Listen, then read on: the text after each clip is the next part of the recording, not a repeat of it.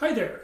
It's Thursday, February 1st, 2024, and a new song has just been released today. Billy Joel released the song Turn the Lights Back On, and I'm a longtime Billy Joel fan. I grew up in the 1980s. I didn't really pay attention to his music until after the Stormfront album was released. So I knew about We Didn't Start the Fire. That was kind of the first song I heard by him, and I remember a middle school band arrangement of that song and playing clarinet, and we had the lead or the melody line, and and you know the song We Didn't Start the Fire. The melody is not that interesting, but it was a popular song, and a few years later, River of Dreams came out, and that just really grabbed me. But I want to talk about this song, Turn the Lights Back On, and maybe relate a few things that I think fit in a journey of life and a journey even of faith, and what a person believes and values in life and holds up. And I think Billy Joel kind of touches on a number of things. I'll say first that he's 74 years old now. He was born in 1949, and his life has had all kinds of twists and turns. I mean, he's had a lot of success, almost as much success as you can get in the music business. But his personal life hasn't always been easy. So the song starts with imagery of light, but kind of a plaintive tone. It starts with a request. Please open the door. And then the tone is like that throughout. There's questions. Did I wait too long? Maybe you love me, maybe you don't. Maybe you'll learn to love me, maybe you won't. And I wonder about some of that in his own journey too, because for as much as I'm a fan of Billy Joel, I got a little bit teased about it when I was in high school, and I know that when you hear his name come up in movies and so on, sometimes it's with a bit of a smirk or a little bit of eye roll or something like that. He's an exceptional piano player, and he builds a beautiful melody around a unique chord progression. I'll say that much of what he writes is not simply three chords. And that was part of the thing that drew me to him in the first place, too. I was learning piano when I was growing up. My parents thought it was a good thing for my brother and I and my siblings to have music lessons, and so my brother and I took piano lessons. And that was one of the things that kind of grabbed me, was a lot of pop stars would be either singing in maybe vocal groups or have a guitar, but Billy Joel had a piano. And lots of other artists kind of around that time and since have been piano players as well. And I think about like Elton John, the Beatles sort of brought piano into the rock band. Billy Joel bridged a lot of stuff, a lot of styles, whether it was classical, pop, rock, jazz. He even has written a little bit of ragtime too in his career.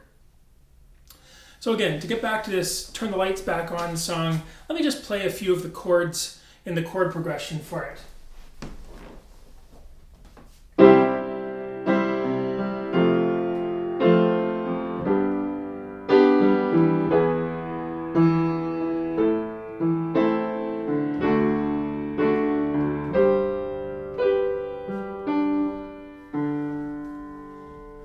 It's got this beautiful sort of 6/8 lilt to it, and I hear in the recording overtones of Elton John, and I even hear overtones of Ed Sheeran in the way he sings it.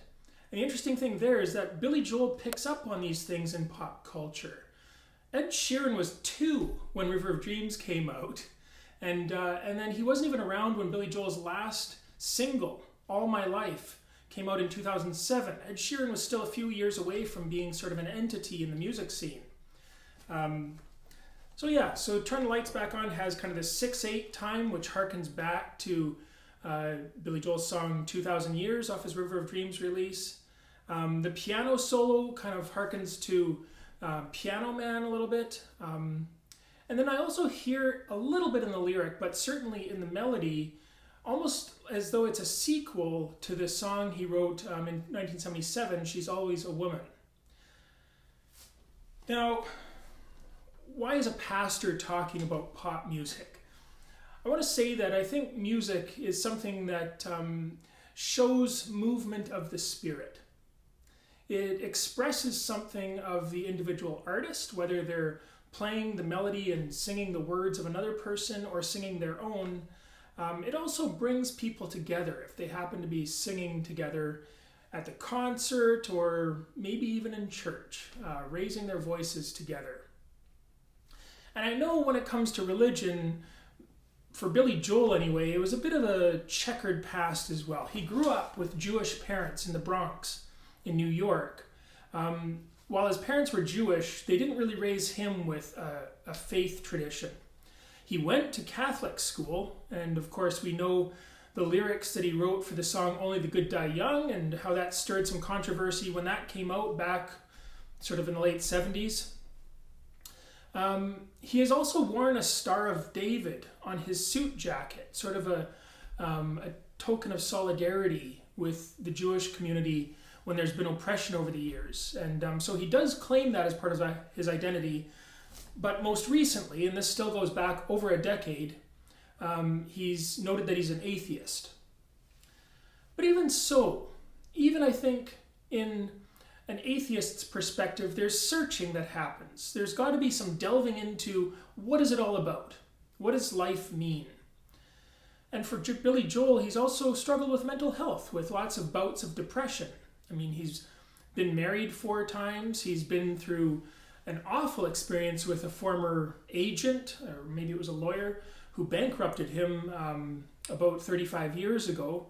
And he's bounced back from that, but he's struggled a lot. And then also he's been a father a number of times. His first daughter was born in 1985. It's Alexa. And then he became a father more recently in 2015. And so he's got young children at home, even as he's 74 years old. So I wonder about some of what comes out in his journey and as he expresses himself in music, and even what that means for a journey of values and what one believes about life and the world and what it all means. And that does come through also in the words to this song, Turn the Lights Back On. Trying to find the magic that we lost somehow.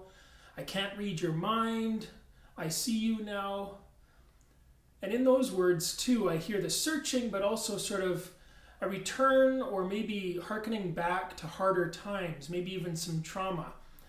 And I wonder too, does this song emerge as sort of a response to the pandemic? To me, it speaks to me because there was lots of difficulty and strain on relationships through those years that we were in isolation. So it's a beautiful song, and I commend it to you. Take a listen. The arrangement with violins and what sounds like timpanis is very orchestral when the instruments join the piano. He did make a move, Billy Joel did make a move to classical music in the late 1990s, and so that certainly comes through as well. It's a beautiful song, and a reminder of the ebb of life and to keep a hopeful outlook.